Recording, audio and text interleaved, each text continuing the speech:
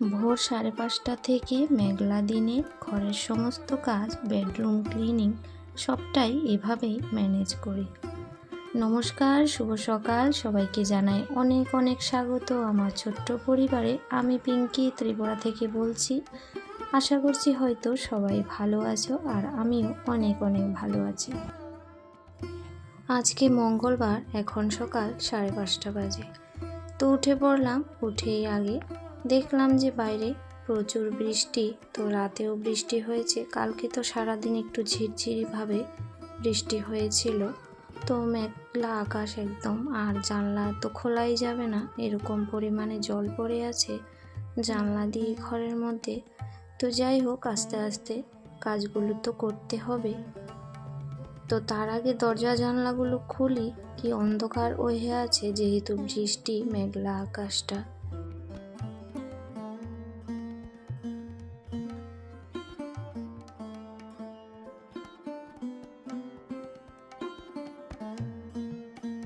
তো ফ্রেশ হয়ে চলে এসেছি। তো ভাবলাম বাইরে তো আর কোনো কাজ নেই, মানে ছাদটা ঝাড়ু দেওয়া। তো আজকে এটাই করে নিচ্ছি, একটু ঝাড়পোছ করে নিই। তো রোজ রোজ তো করি না, 2-3 দিন পর বা 6-7 দিন পর পর করি। ঘুরিয়ে ফিরিয়ে আর কি, একই কাজ থাকে, কিন্তু রোজ রোজ আবার করাও যায় না, অত সময় পাই না। তো এদিকে মানি প্লান্টটা দেখছিলাম, জলটা চেঞ্জ করতে হবে, তো একটু পরেই করে দেব।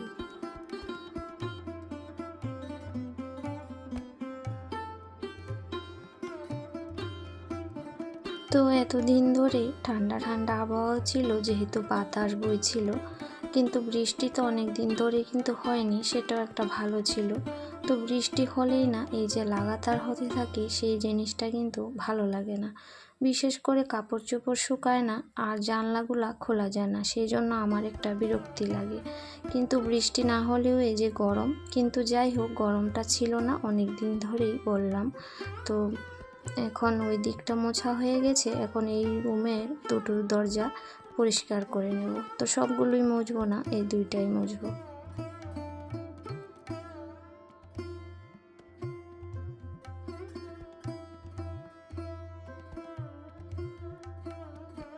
তো আজকে যেমন এই দুইটা দরজা পরিষ্কার করলাম, তো দেখা যাচ্ছে আগামী দিন আরেকটা রুমের দরজা জানলা করে নেব।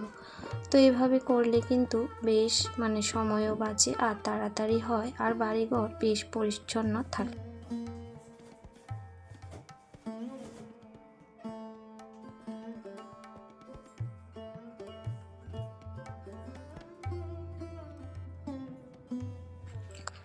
তো মাঝে মাঝে এইভাবে ফার্নিচারগুলো, যেগুলো একটু নাড়াচাড়া করা যায়, তো এইভাবে একটু সরিয়ে পরিষ্কার করলে দেখা যাচ্ছে যে কিন্তু ভালোই নোংরা বের হয়। যেহেতু প্রতিদিন করা হয়, তার মধ্যেও কিন্তু নোংরা বের হবেই।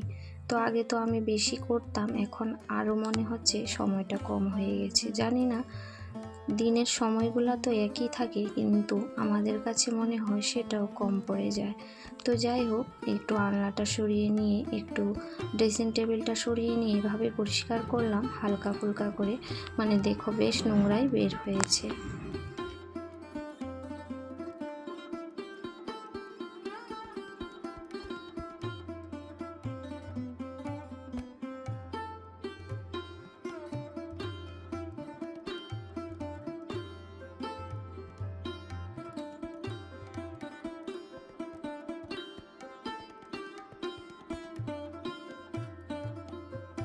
তো বলতে বলতে ওইদিকে কিন্তু ঘর ঝাড় দেওয়া হয়ে গেছে, আর সিঁড়িগুলোও ঝাড় দিয়ে দিয়েছি। আর এখন চলে এসেছি এই যে আলনাটা একটু সুন্দর করে গুছিয়ে, আর এই ফার্নিচারগুলা একটু মুছে নেব। তো যেহেতু বৃষ্টি হচ্ছে, ফার্নিচার বলো আর যে কোনো জিনিস একটু কিন্তু তসতসে ভাব থাকে, মানে একটু ভেজা ভেজা ভাব থাকে, মানে ভালোই পরিষ্কার হয়ে যায়।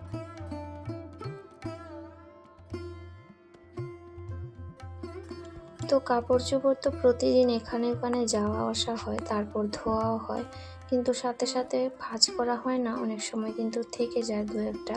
তারপর অনেকগুলি শুকিয়েছিল, তো সিঁড়ির কাছ থেকে নিয়ে আসছি। তো সেগুলাই গুছিয়ে আবার যা উপরে রাখার, মানে আলমারিতে রেখে দিয়েছি। তারপরে এই যে ড্রেসিং টেবিলটা একটু মুছে নিচ্ছি। তো কালকে যেহেতু বৌভাতে গিয়েছিলাম, তো এখানে সাজগোজ করেছিলাম, তো জিনিসগুলা কিন্তু তাড়াহুড়ার সময় নিয়ে নিই, আর ভাঁজ করতে তো সময় লাগে, পরে আবার সুন্দর করে একটা একটা করে গুছিয়ে রাখতে হয়। তো সেগুলো গুছিয়ে রেখে এখন কিন্তু আমি মুছে নিয়েছি ড্রেসিং টেবিলটা, আর এই যে ঘরটা একটু মুছে নেব ভালো করে, সব কটা রুম একটা একটা করে মুছবো। তো খাটের তলায় এরকম রোজ একবার একটু মোছা করে নিলে কিন্তু বেশ পরিষ্কার থাকে। আর মাঝে মাঝে মানে 2-1 দিন পর পর মানে যতটা পারা যায় চেষ্টা করি মানে ঝাড়ুটা দিয়ে উপর নিচে গিয়ে বের করে আনার। তো কিন্তু যতই পরিষ্কার করা হবে ঘর তো নোংরা বের হয়ই, কিন্তু তার মধ্যেও বোঝা যায় না যে ঘরের মধ্যে কত নোংরা আছে। এত পরিষ্কার করলেও কিন্তু ঘর বাড়িতে নোংরা বের হয়ই হয়।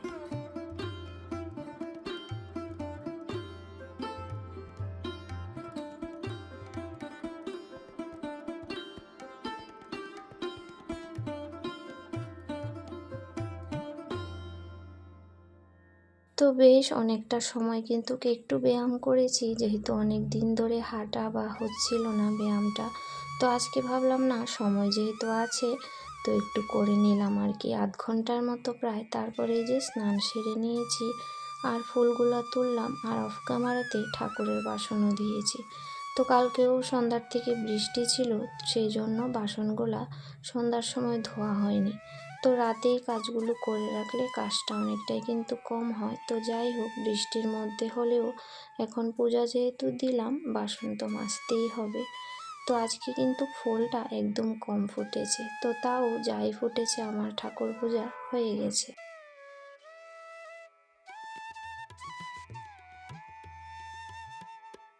তো ফ্রিজের মধ্যে কিছুটা আটা মাখা ছিল, তো সেইগুলা দিয়ে ভাবলাম যে কটা লুচি বানিয়ে নিই, তাড়াতাড়ি খেতে পারবো, আর টিফিনটাও দেওয়া হয়ে যাবে, আর একটু চা তো করেই নেব। চা আর লুচি খেতে বেশ ভালোই লাগে, সবসময় তো আর সবজি বানানো হয়ে ওঠে না। তো বৃষ্টি যেহেতু পড়ছে, লুচি আর চা গরম গরম বেশ ভালোই লাগবে।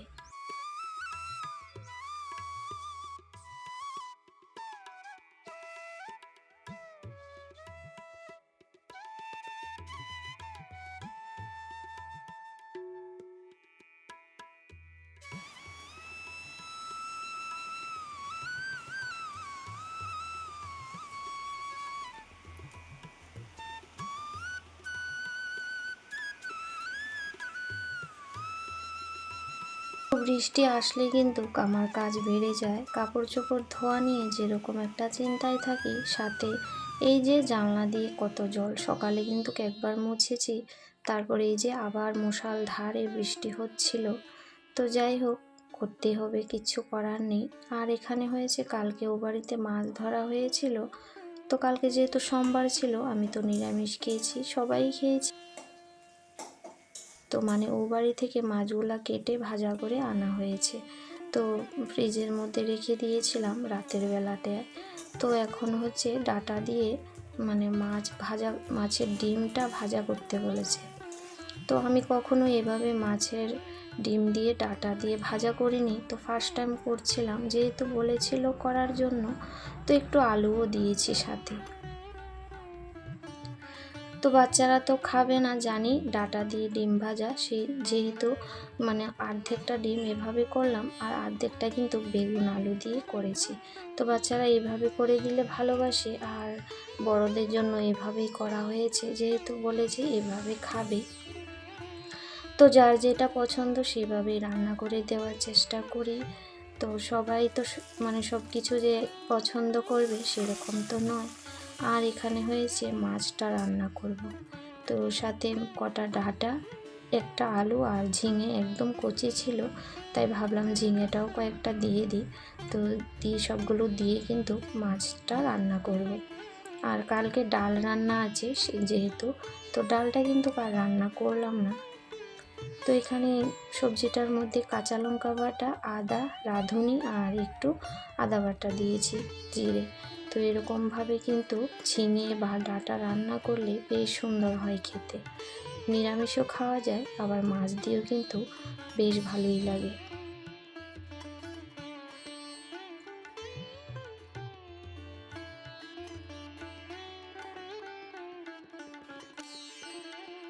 তো চাটা আমাদের ঘরে অনেকবারই হয় বলতে পারো। তো তারপর ছেলে টিউশন থেকে আসলো, ওকেও করে দিলাম। তো 3-4 বার চা হয়ে গেছে। তো আমি কিন্তু একবারই খেয়েছি, অতবার খাই না। তো এখানে টেবিলটা একটু মুছে নিলাম, ভাত খেয়েছিল। তো যাই হোক, এখানে সবজিপাতি যা ছিল কালকে থেকে, তো সেগুলো রেখে দিলাম। তো এখানে কিন্তু কামা সবজিটা প্রায় হয়ে গেছে, এখন নামিয়ে নিয়েছি। আর বেশি ঝোল রাখিনি, মাখো মাখোই ভালো লাগে।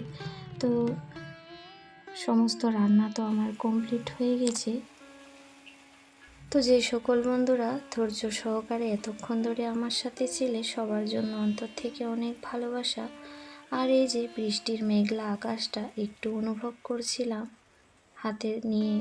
তো আজকের ভিডিওটি এখানে শেষ করলাম। আগামী দিন আবারও ফিরে আসবো নতুন ভিডিওতে। সবাই ভালো থেকো।